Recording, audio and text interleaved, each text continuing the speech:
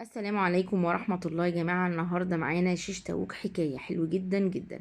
نص كيلو فراخ، صدور وراك مش هتفرق، فلفل ألوان، فصين توم، معلقة كبيرة جنزبيل فريش أو صغيرة لو باودر، ومعلقة كبيرة بابريكا، ملح وفلفل، وكوباية زبادي، وبصل وطماطم، ممكن مشروم، ممكن أي حاجة انتوا عايزينها.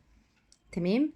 كل اللي انا هعمله هحط الزبادي واحط معاه كل البهارات اللي معايا دي، واحط عليهم الفراخ، وهو ده المحلول اللي هنقع فيه الفراخ بتاعتي. تمام. ممكن تبقى ليلة، ممكن الصبح قبل ما يجي ميعاد الغدا بساعتين تلاتة، ممكن نشتغل على طول لو مزنوقين زي ما انا عملت دلوقتي. بس طبعا اكيد الافضل ان هي تقعد. كل ما هتقعد ايه اللي هيحصل؟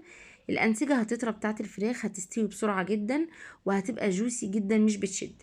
المكعبات حجمها هيبقى متوسط، مش كبير ومش صغير، لان كل ما هتبقى صغيره هتنشف على النار. هنكبر المكعبات قوي، هتاخد سوا على النار، والفراخ والخضار ممكن يتحرق. تمام. انا مستخدمه صدور وراك، مش هتفرق. لخبطت المكونات دي كلها على بعضها، أكلة متكاملة فيها خضار وفيها فراخ وفيها زبادي، مع شوية عيش، شوية بطاطس، وحاجة ساقعة، ممكن مع شوية مكرونة زي ما انتوا عايزين، مايونيز، تومية، كاتشب، براحتكم تماما. خلاص. حطيت السياخ اهي، وهبدأ اسويها على الجريل بتاعتي. وممكن يا جماعة كمان تبقى سندوتشات تغيير للولاد في المدرسة، حلوة قوي قوي. الجريل سخنة، وانا هحط عليها، لازم الفراخ تاخد صدمة على الجريل، ما تبقاش باردة. ولو ما عنديش جريل عادي جدا في سقف الفرن، وهي النتيجة هتاخديها ان شاء الله. خلاص. بتاخد على كل جنب مش اكتر من دقيقة، دقيقة ونص.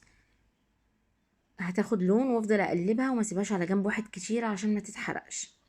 اقلب باستمرار عشان تبقى جوسي، تستوي بسرعة، وتفضل العصارة جواها، وما اتكش عليها. واني اخاف من السوا، لا خدوا بالكم، الفراخ من الحاجات اللي بتستوي بسرعه جدا، وانا مقطعاها صغير، فمش هتاخد وقت خالص على النار. تمام. سبتها دقيقه وبدات اقلبها. بصوا اللون البني الجميل اللي هي واخداه من الزبادي ومن التوابل. خلاص. هسيبها دقيقتين كمان كده، وخلاص على كده. اكله سريعه حلوه، يعني مفيده وكل حاجه. عجبكم الفيديو؟ انا رندا، ودي قناتي، متنسونيش في اللايك.